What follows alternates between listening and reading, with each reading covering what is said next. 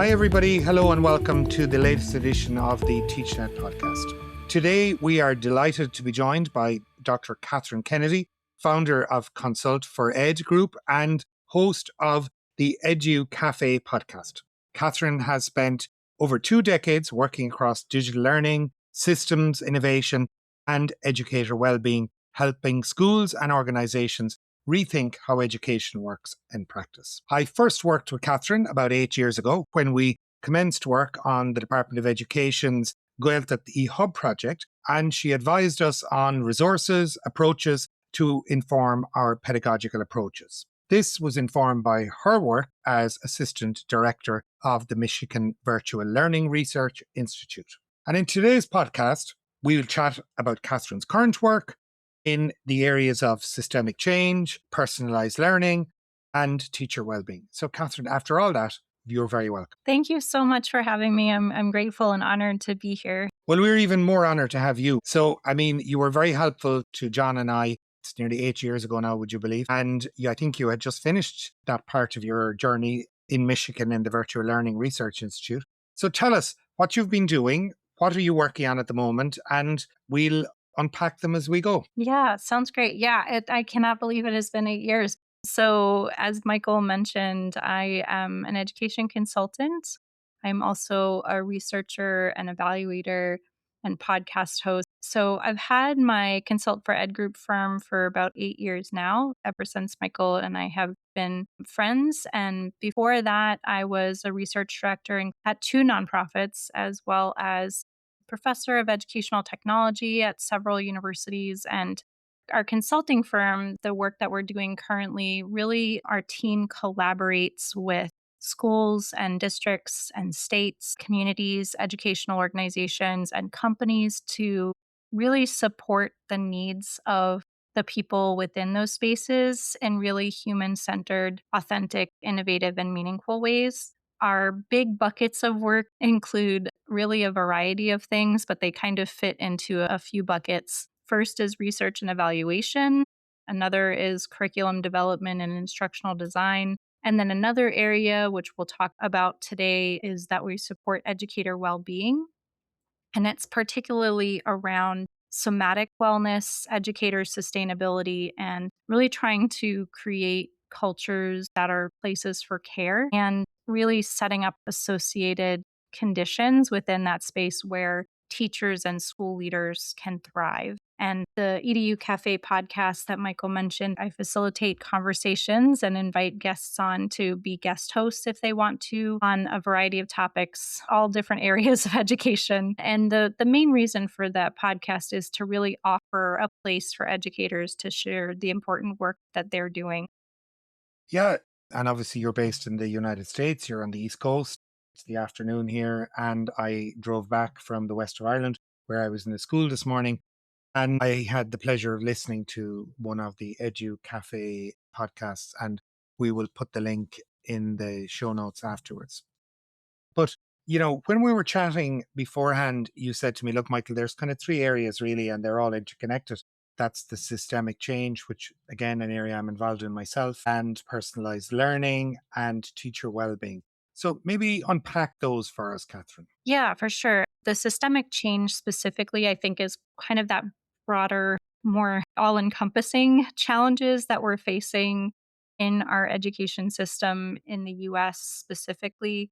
And obviously, kind of the elephant in the room, if you would like to say that, is the current administration, which has been putting a lot of pressure on the education system to the point of dismantling it, and really schools and districts and the nonprofit organizations that are trying to support the schools and districts and the educators and students and communities that surround them and work within them. It's really been a hard time. And so, what this systemic change is really focused on is what are those things that are challenging our education systems? One, right now, because of, again, the current administration, the case in point was over the summer, we had a number of different projects, and in addition to other people who we've heard of had other projects, and schools and districts were waiting for their funding specifically around professional learning. And they didn't get it in time and therefore had to cancel all of their summer learning time. And so that was what they're trying to do now, is really trying to diversify their funding structures in order to best support the organizations or the people that they serve. And so that's one thing that's happening right now that I think is hard. And I think because of that funding structure, you have things like staffing shortages, retention challenges. We even have a lot of schools that are physically closing. And then what ends up happening is obviously they consolidate and have overloads of class sizes and staff having to support multiple classes because of educators who burn out. There's teacher exhaustion, initiative fatigue, as you know, like so many different things that the government is asking them to work on, and just not enough time to actually implement all of the things. And then you have leadership fatigue. I do a bit of coaching here and there with educational leaders. And one of the things that they often have to reschedule for is because they're covering their educator classes because there's not enough people to sub in. I think you also have mental health concern, not only within the student population, but then also in the educator population. And this, was pre COVID, but I think a lot happened over COVID that really perpetuated that, the mental health spaces, because as you know, we were in a crisis and we didn't have the time to actually work through that healing process. So we're seeing the residual effects of that now. And I think, too, again, coming back around to that administration piece, is you have educators of color and culture, as well as educators who identify in the LGBTQIA plus space. And unfortunately, they are being discriminated against. So they really can't show up in a safe space to be able to express themselves in the way that they want to. There's also a lot of censorship happening in the schools. And so there is a lot of unsafety, not only for the educators, but then also that trickles down to students who identify as students of color and culture, as well as students in the LGBTQIA plus space too. And so I think all of that to say, you do have pockets of hope and of sustainability in these system level spaces. And I can give you some examples of that. So, Catherine, that's very interesting. And if I was to be honest, a little bit depressing. I mean, teaching is hard enough not but to be dealing with that. I mean, I'm conscious that many of the people who are listening to us may not be familiar with the education systems and the way they work in the United States of America. And what you were referencing there was the federal government and their role in education. Do you want to give us a quick explain to people how that worked previously and how it's working at the moment?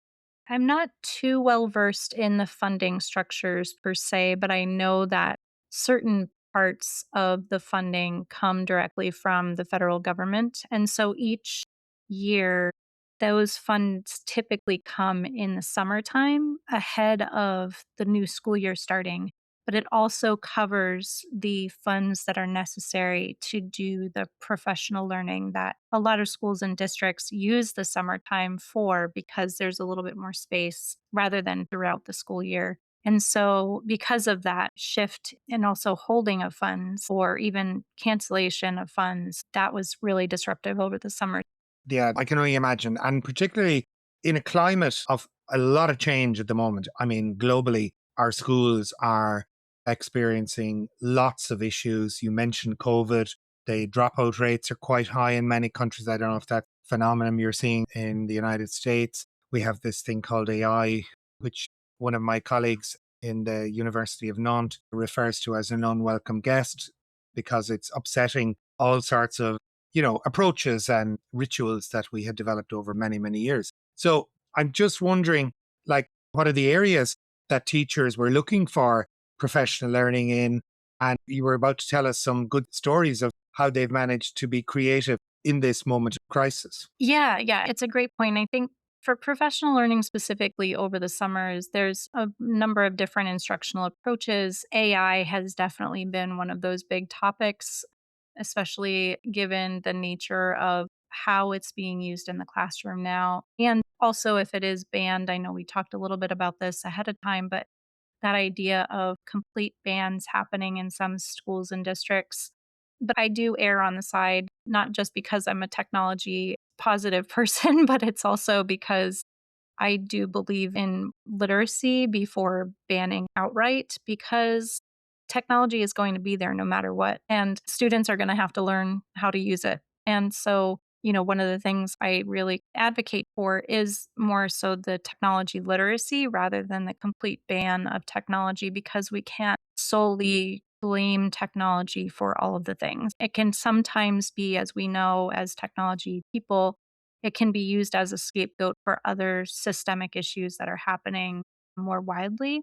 I think some of the hope that I see right now in schools and districts is that there is that sense of flexing the hope muscle. Given everything that is happening, it is a lot. At the same time, there are points of hope, such as finding ways around the current administration's saying, like, you can't use words like wellness, you can't use words like social emotional learning in some states, in which case, what ends up happening is states are now using portrait of a graduate as a way around this idea of not using social emotional learning, not using wellness. And you have competencies within the portrait of a graduate, such as empathy, collaboration, communication, all of these things that you typically see in a structure around wellness or the emphasis around wellness and social emotional learning are similar to what's happening in portraits. So there are workarounds that are happening in state by state. And I think the other thing is this idea of finding safety or safe enough in community. And this kind of dovetails into that idea of educator well-being or just well-being in general is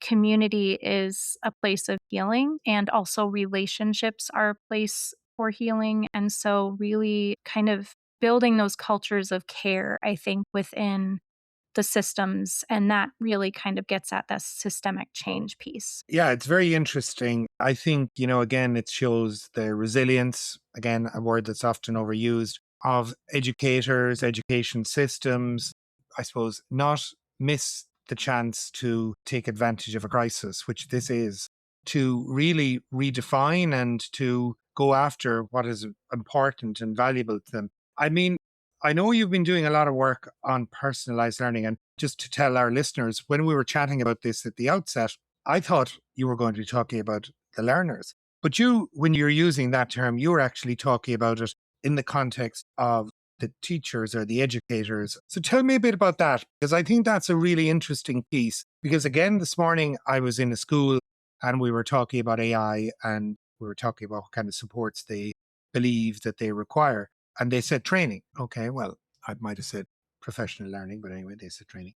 And I pushed them for, well, what do you want? And I'm curious to hear what you might mean by this. And then I'll tell you what they wanted at the end. So over to you. Yeah, yeah. And I appreciate that because oftentimes the professional learning is often kind of a one size fits all type of approach and everybody gets the same thing. And I think that one of the really enlightening things that came out of one of our more recent research and evaluation projects, and this was in the states of Ohio and Nevada, and through the work that we were doing with Knowledge Works, which is a nonprofit here in the States. And they are very much focused on competency based and personalized learning. And one of the things came out of the conversations that I was having. I'm a qualitative researcher, just for the background around it. I do a lot of the interviews and focus groups with the different groups that we're working with. And so I talked to a lot of the educators and school leaders and district leaders. And one of the things that came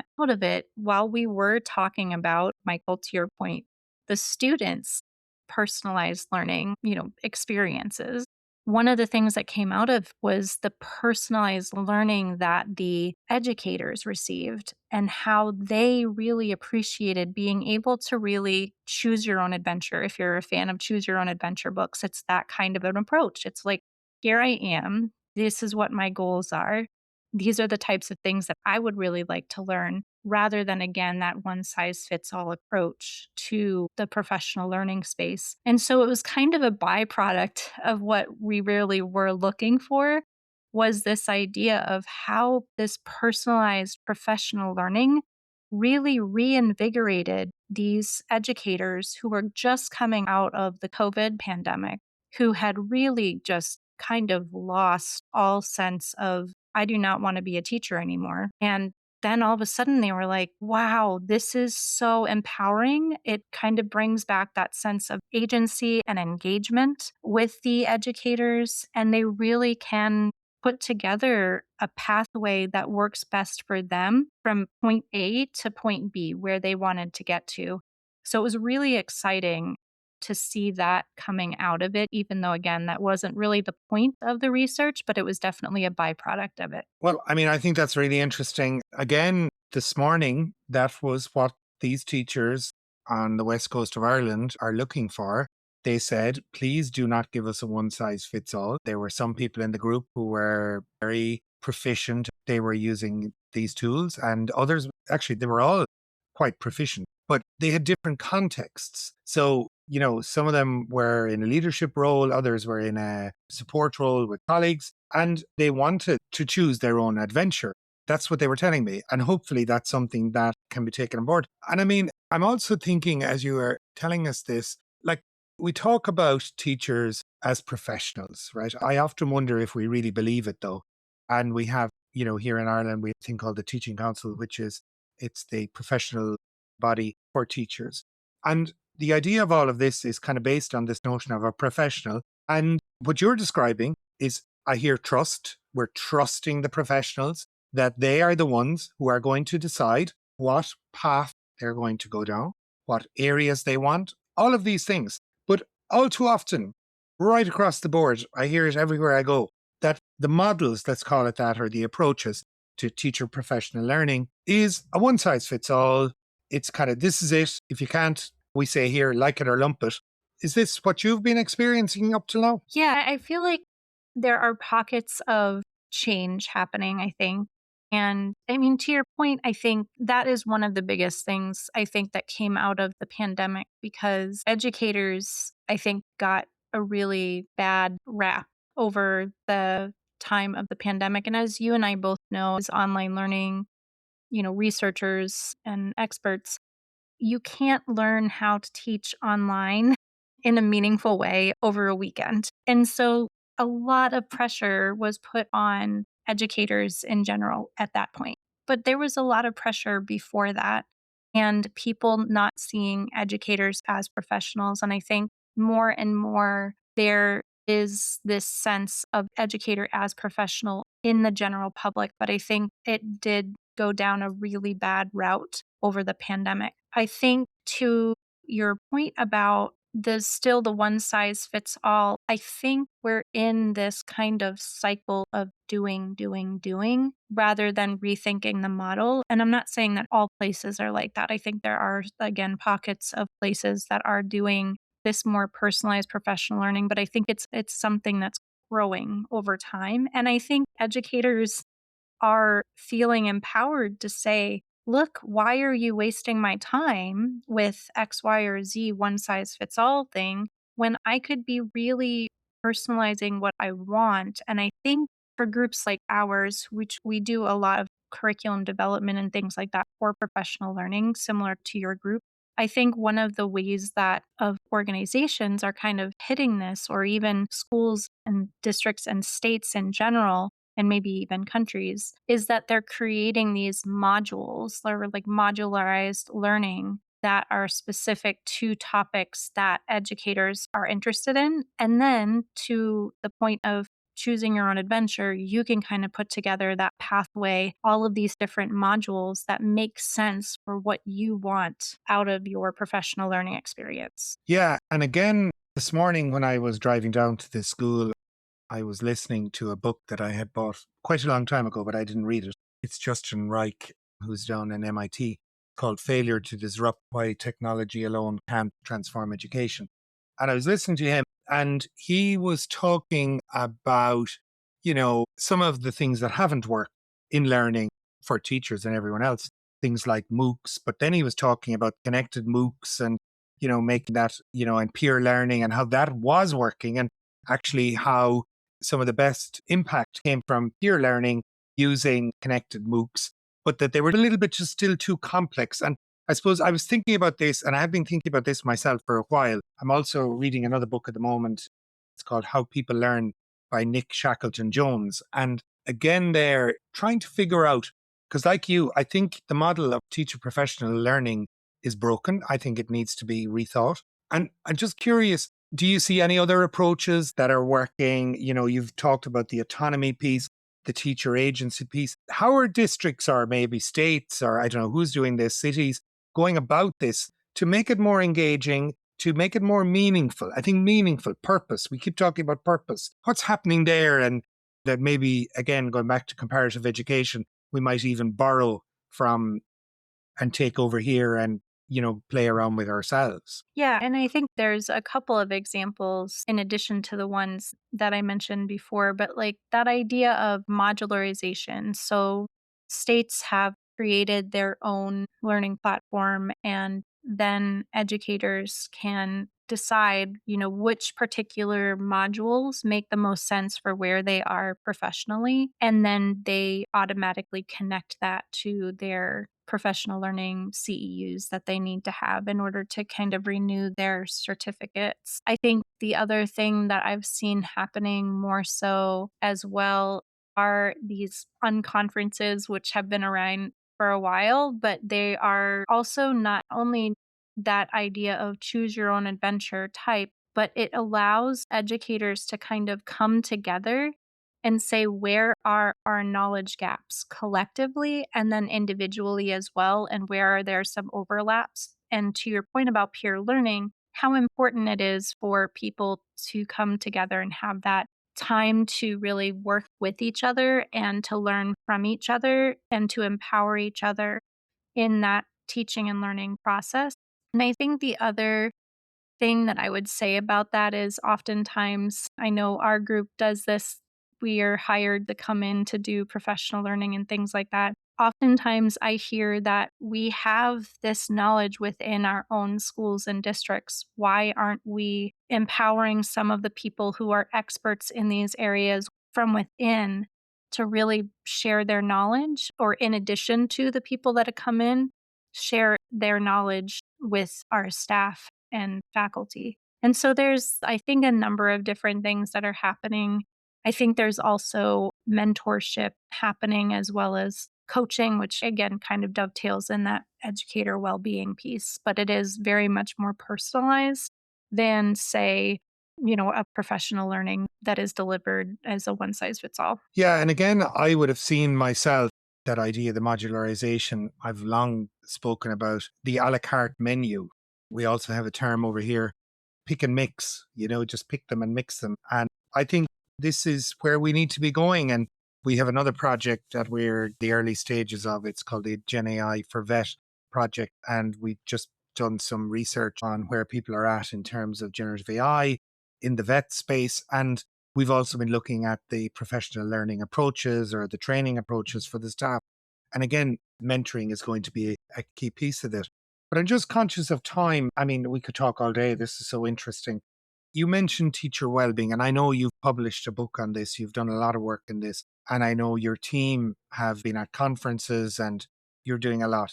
And again, I think you mentioned it in passing, and we're all dealing with this problem of losing people from the profession, people who joined our profession and who, for whatever reason, are leaving. And it's a real problem globally. So talk to me about the teacher wellbeing work that you are doing. What does it mean to you?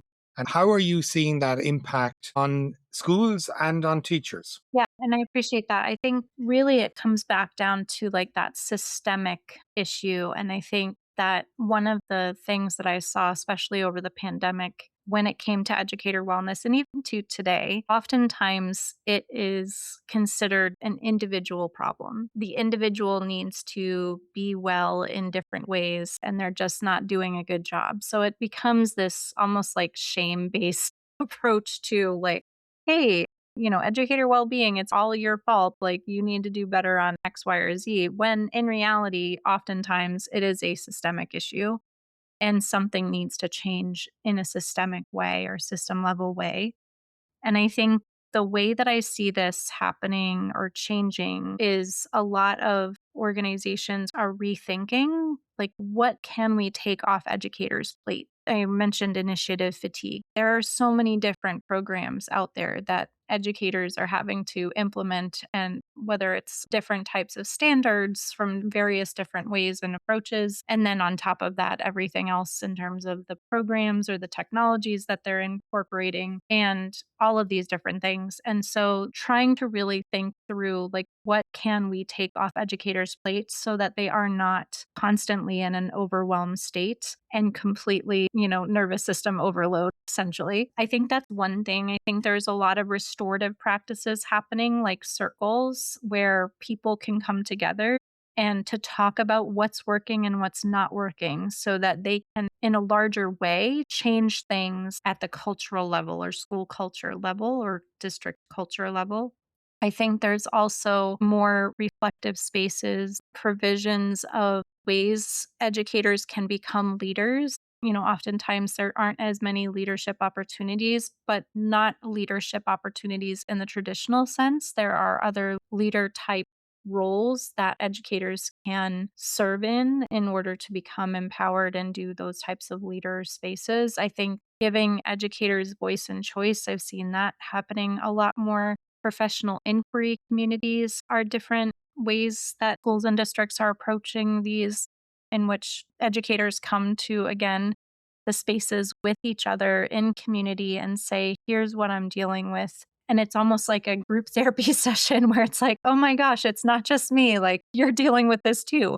How are you working through this? And really sharing the knowledge that is already there. And then I think back to our professional learning, like that flexible learning pathways. Like, what did you call it? Something in mix? Pick and mix. Yes, the pick and mix approach.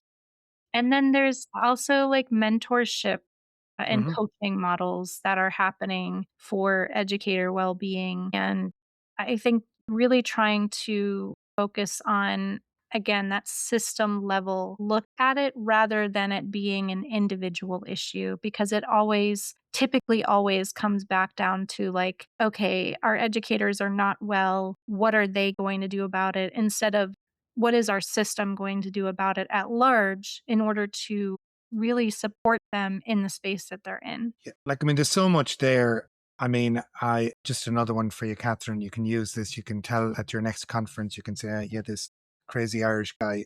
So mentoring, I call that sit by Nelly. So Nelly, think of your Irish heritage, and Nelly could be that older person, your granny, your grandaunt, and sit by Nelly. So it's that caring. I mean, that's the term we use. So it's that caring. And again, thinking back, it's been a while since I've been in a classroom, but you were on your own. You closed the door, you were on your own. And I like that idea about how do we collectively create spaces so that we can talk to each other, that we can care for each other. But I was thinking there when you were talking about taking things away from teachers. And again, I chatted about this with some colleagues from Australia on a podcast back in January. But Catherine, AI will do that, won't it? That's a dangerous question. I know it is. It's a loaded question. But like, I'm hearing people say, oh, yeah, but it's great. It'll take all these things away from me. Then I'm hearing, even today, I had some teachers saying, if somebody creates an AI, why would I read it? You know? So it's kind of like chicken and egg kind of thing. So maybe we should just go and take some of that stuff away anyway. Just take it away and give the people time, proper time, so that they have time for themselves. Again, today, educator said to me, we don't have time to talk to each other normally. This was great. This was a research project. But I mean, giving people time, what do you think? I mean, I'm being facetious, of course, on the AI bit, but Yeah, it's the one thing that's being trotted out at the moment from an efficiency point of view. yeah, I would say that it's a good efficiency tool. I think obviously there are some privacy, student privacy, and protection type of and data security, that kind of thing that you have to keep in mind. but it can definitely save time, say, in like writing parents back or writing, general comments to community space, that type of thing. I don't know that it should be used for grading. Obviously, again, that like student privacy and all of that kind of thing. But there are things that it can definitely support.